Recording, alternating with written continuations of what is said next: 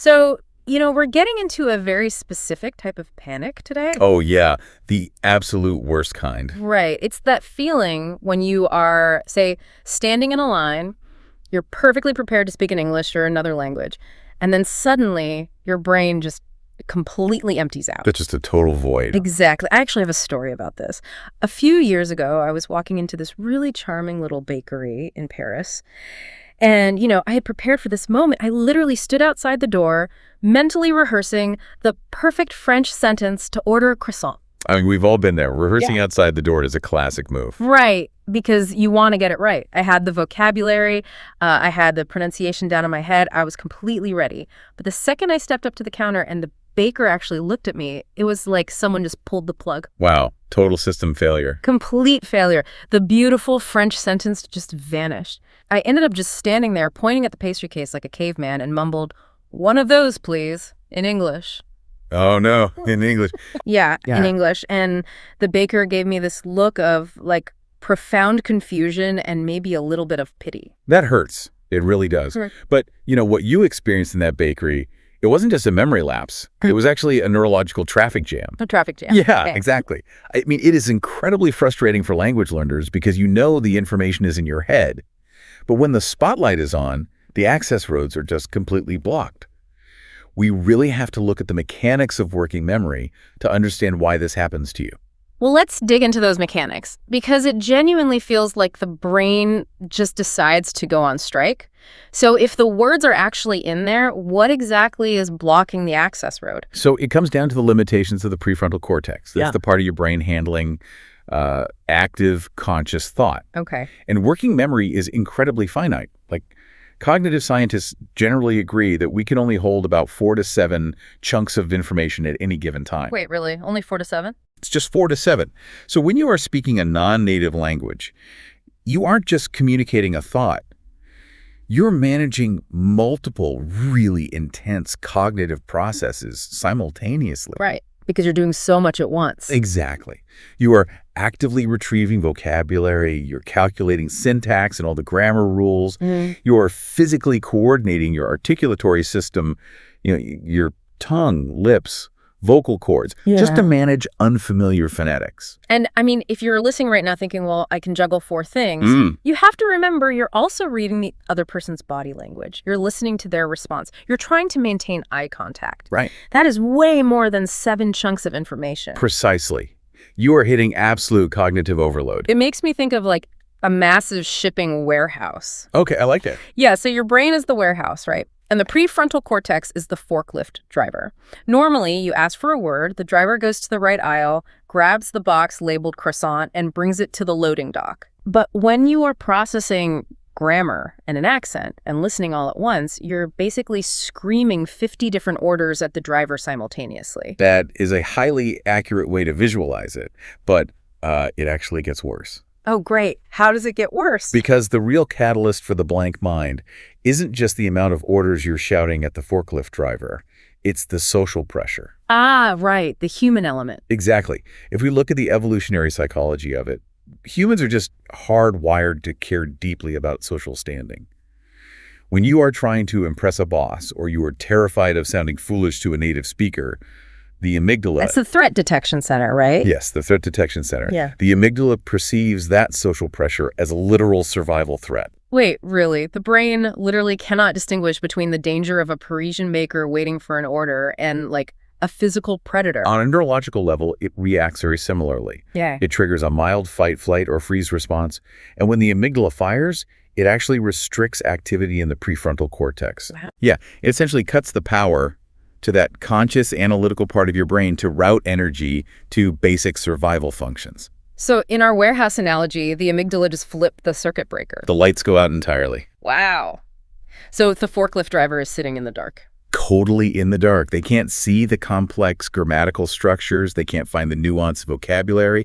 They just grab whatever's right in front of them, which is usually your native language, or the instinct to just point at an object and grunt. Which perfectly explains my one of those please moment. The social pressure was the final trigger that shut down my prefrontal cortex. Exactly. So if you are listening to this deep dive and you find yourself mid-conversation with the lights suddenly out in your mental warehouse, How do you get them back on? What is the emergency override here? Okay, so the immediate priority is not to force the brain to find the word, because it can't. Right, the lights are off. Exactly. The priority is to buy time for the amygdala to realize you aren't actually in physical danger, so it can restore power. You do this by deploying what we call go-to phrases. These are preloaded, deeply memorized safety nets. Give me an example of that. What does a safety net phrase sound like in action? Phrases like, let me think about that for a moment, or that's a great question, let me take a second to gather my thoughts. Just simple filler sentences. Yeah, exactly. I actually relied heavily on this during my first major job interview in English. I wanted the job desperately, and I had spent days, literally days, rehearsing in front of a mirror. Oh man, the pressure must have been huge. Unbelievable pressure. But I walked into the room, the interviewer asked the very first question, and my brain just flatlined. Complete deer in headlights. The classic freeze response. The stakes were high, so the amygdala hijacked the system. How did you recover from that? I leaned on a safety phrase. I simply said, I'm sorry, could you repeat the question? Oh, that's smart. It forced the interviewer to speak again, which diverted the spotlight off me for about 10 seconds. And it sounds minor, but biologically, those 10 seconds allowed my nervous system to regulate. Wow. 10 seconds is all it took. Pretty much. I took a breath, the prefrontal cortex came back online, and I was able to access the vocabulary I had prepared. I survived the interview solely because I had that phrase locked and loaded on muscle memory, requiring zero active thought to say. I think a lot of people underestimate how socially acceptable that strategy actually is. Taking a pause makes you look thoughtful and deliberate. Definitely. But what happens if the lights come back on in the warehouse, but the specific box you need is just missing? You are mid-sentence, the panic is gone, but the specific English word just refuses to materialize. Right. Well, this is where we really have to reevaluate what true fluency actually means. Because fluency isn't about having a perfect encyclopedic knowledge of a dictionary. Okay, then what is it? Fluency is the agility to navigate around the gaps in your knowledge. Improvising, basically prioritizing the core message over the perfect vocabulary word. Yes, exactly. So if you forget the word refrigerator, stopping the conversation to frantically search your memory banks is what causes that awkward tension. Yeah, that uncomfortable silence. Right. Instead, you keep the momentum going by describing the function. You just say, the cold cabinet in the kitchen. I love that. I had this exact scenario happen when I was speaking Spanish with a friend. I completely lost the word for microwave. My brain just refused to supply it. That happens so often. Right, so I just gestured toward the kitchen and called it the box that makes food hot quickly. And I imagine the communication was still perfectly successful, right? Oh, it was better than successful. They burst out laughing, they handed me my food, and the conversation just kept rolling. It kind of broke whatever underlying tension there was about me being a non-native speaker. That's amazing. And the laughing is actually a crucial biological mechanism here. Right. Yeah. Using humor is a fantastic pressure release valve. When you make a mistake, say you accidentally mix up the words desert and dessert, and you just laugh it off by saying, well, I guess I'm craving sand instead of cake today. Right. You are doing something very specific to your nervous system. Yeah. Genuine laughter activates the parasympathetic nervous system. It sends a powerful overriding signal to the amygdala that basically says, we are safe. A mistake occurred, and we are still alive. Wow. So by laughing, you are actively preventing the brain from viewing the mistake as a social threat. You're basically keeping the lights on in the warehouse. You are. And alongside humor, physically slowing your rate of speech achieves the exact same biological goal. Slowing down. Yeah. When panic sets in, our instinct is to rush. We want to get the words out as fast as possible to escape the discomfort of the spotlight. But speaking slowly lowers your heart rate. And crucially, it gives your working memory the vital milliseconds it needs to retrieve the next chunk of vocabulary. Okay, so let's recap this. If we find ourselves in the middle of a cognitive crash, our toolkit is this. Buy time with preloaded phrases to calm the amygdala. Prioritize the message over the exact word. Use humor to activate the parasympathetic nervous system and physically slow down. Exactly. That is a really robust emergency kit. But I want to pivot to prevention now. How do we reinforce the warehouse so it doesn't shut down under pressure in the first place? Well, you have to change how you practice. The fundamental flaw for most learners is that they only attempt to speak the language in high-stakes environments. Like at work or something. Right. If the only time you practice English is during an important business meeting or ordering food in a really busy, intimidating cafe, your brain is neurologically wiring the act of speaking English to the feeling of panic. Oh, wow. That makes sense. Yeah, so you have to build the physical muscle of speaking in absolute zero-pressure environments. Okay, but what does a zero-pressure environment practically look like? Because most of us don't have a private tutor on standby 24/7. It looks like talking to an empty room. I advise people to literally narrate their day out loud when they are entirely alone. Just talking to yourself. Talk to your bathroom mirror. Chat with your pet. If you are making breakfast, literally say out loud, "I'm making breakfast now. I need to fry some eggs. Where did I put the coffee?" Hang on, I have to push back on this a little bit. Sure, go ahead. If I am alone in my kitchen narrating my breakfast to my dog, no one is there to correct my mistakes. Aren't I just hardwiring terrible grammar and bad habits into my brain? It's a really common fear, but it misunderstands the goal of the exercise. We have to distinguish between declarative memory and procedural memory. Okay, what's the difference? Declarative memory is knowing a grammar rule on a conscious level. Procedural memory is a motor skill. Speaking is a highly physical act. Right, the muscles in the mouth. Exactly. You are training your articulatory system to form new sounds and rhythms. When you narrate your day alone, you aren't trying to perfect your grammar. You are moving the physical act of speaking from the overloaded prefrontal cortex into automatic procedural memory. I see. You are training your mouth to move without needing conscious oversight. Ah, okay, so it's like a musician practicing scales. They aren't trying to write a symphony in that moment. They are just getting their fingers used to finding the keys without looking. Exactly. That is a perfect analogy. I used this method relentlessly when learning Italian. I would walk around my apartment narrating totally mundane tasks. I am brushing my teeth. I am putting on my shoes. Did you feel a bit crazy doing it? Oh, I felt completely ridiculous at first. But it fundamentally shifted how my brain processed the language. By the time I actually had to speak to a stranger in Rome, the physical mechanism of forming the sentence was already automatic. Wow. The procedural memory handled the speaking, which totally freed up my working memory to handle the social interaction and the actual conversation. So if the goal is building that procedural physical muscle memory, we really have to talk about shadowing. Oh, yes. Shadowing is incredible. Because narrating your day is great, but shadowing takes that motor training to a completely different level. Shadowing is phenomenal for this. For those listening who might not know the term, shadowing is the process of listening to a native speaker, usually on a podcast or a TV show, and repeating what they say exactly as they say it, almost simultaneously. You act as their vocal shadow. And it's not just repeating the words, right? You have to copy the rhythm, the intonation, where they place the emphasis and the pauses. Yeah, every single detail. I actually have a confession about this. When I was really trying to nail down conversational English rhythms, I used to shadow TV characters. And my absolute go-to was Joey from the show Friends. Wait, Joey.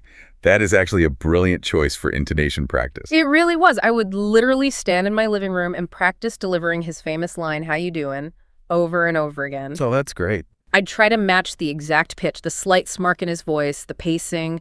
It felt like an acting exercise. But it drastically improved my fluency because I was learning how the language physically felt in my mouth, not just what it looked like on a textbook page. And if we look at the cognitive science behind why shadowing Joey works so well for you, it's because it entirely bypasses the analytical part of your brain. How so? When you try to construct a sentence from scratch, your prefrontal cortex is doing the heavy lifting of grammar and word choice. But when you shadow, you are borrowing the native speaker's syntax. The heavy analytical lifting is already done for you. Oh, I get it. The script is written. Right. So you can focus 100% of your cognitive resources on the physical performance and the rhythm. It is the fastest way to build that unthinking procedural muscle memory. So we've trained the tongue to move automatically, and we have our emergency phrases to bypass the panic. But what if the problem is simpler than that? What if our mental warehouse just doesn't have enough boxes? If we are freezing because our vocabulary is genuinely too small, how do we build that inventory without just staring at a dictionary? Yeah, rote memorization of a dictionary or using flashcards with isolated words is honestly the least efficient way the human brain can learn. To explain why, we need to understand how the brain stores information through semantic networks. Semantic networks. Break that down for us. What does that mean? In your brain, concepts are not stored in isolated little boxes. They are stored in a web of associations. Neuroscientists use a principle called neurons that fire together, wire together. Okay. So if you learn 20 random, unrelated words from a vocabulary list, there are no connecting wires between them. They are loose pieces of data, making them incredibly difficult for the brain to retrieve when you're under pressure. Right, the forklift driver has no idea where to look. Exactly. So the absolute game changer for learners is thematic vocabulary building. So instead of learning a list from A to Z, you group them by context. Yes. You dedicate an entire week strictly to the theme of cooking, for example. You learn verbs like stir, boil, bake, and chop. You learn nouns like spatula, skillet, and recipe. And crucially, you actively use them together. I think I see the mechanism here. If I memorize spatula just on its own, it's a very weak signal. But if I learn spatula while also thinking about kitchen, pancakes, and flipping, I am building a dense map. I'm sort of stapling all these concepts together in the brain. That's a concept called spreading activation. When you activate one node in a semantic network, let's say you think of the word kitchen, the electrical signal spreads to all the connected nodes. The words spatula and skillet become primed and ready for immediate retrieval. That's fascinating. The denser the network you build around a theme, the faster your brain can locate any individual word within it. So if the forklift driver in our mental warehouse can't easily spot the box for spatula, the bright lights shining from the pancakes and kitchen boxes illuminate the area. The context reveals the missing word. Exactly. It's all about context. And beyond thematic vocabulary, there is one final mental preparation technique that really ties all of this together, and that's visualization. Like sports psychology, athletes visualizing the race before the starting gun goes off. The mechanism is identical. Take a quiet moment before a social interaction, before you log onto a Zoom call or walk into a networking event, and vividly picture yourself having a confident conversation in English. Just picturing it in your mind. Yeah, imagine making eye contact, feeling relaxed, and speaking clearly. Is that just positive thinking, or is there an actual neurological benefit there? Oh, it is entirely neurological. The brain actually has a really hard time distinguishing between a vividly imagined scenario and reality. Really? Yeah. By visualizing success, you are preemptively signaling to your amygdala that the upcoming social scenario is safe and familiar. You are lowering the baseline anxiety before you even open your mouth, which makes the cognitive crash much less likely to occur. Wow. Okay, so if you're listening to this deep dive, you now have a really comprehensive, scientifically backed toolkit to stop the blank mind syndrome. We started by understanding the traffic jam, knowing that freezing isn't a failure of intelligence, but a biological clash between limited working memory and the amygdala's threat response. Right. And we learned to manage that threat response in the moment by using safety phrases to buy time and by using humor and slow speech to activate the parasympathetic nervous system. We bypassed the analytical bottleneck entirely by building procedural memory. Narrating your life in empty rooms and shadowing native speakers like Joey from Friends trains your physical articulatory system. And finally, we explored how to fortify your vocabulary, not through rote memorization, but by building dense semantic networks through themed learning and priming the brain with visualization. It really is a process. Yeah. And, the most important takeaway I can offer is just validation. Blanking happens to absolutely everyone, including native speakers. That's so true. The journey of learning a language is inherently vulnerable.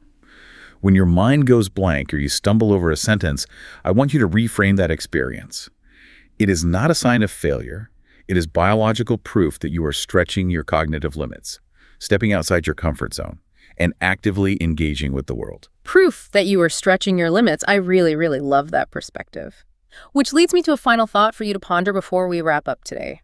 We've spent this whole time analyzing how our brains freeze because we are trying to juggle complex linguistic rules while simultaneously managing our fear of looking foolish. Right. Our ego and our desire to sound smart are what ultimately trigger that threat response. So what would happen if we completely let go of the need to sound intelligent in a second language?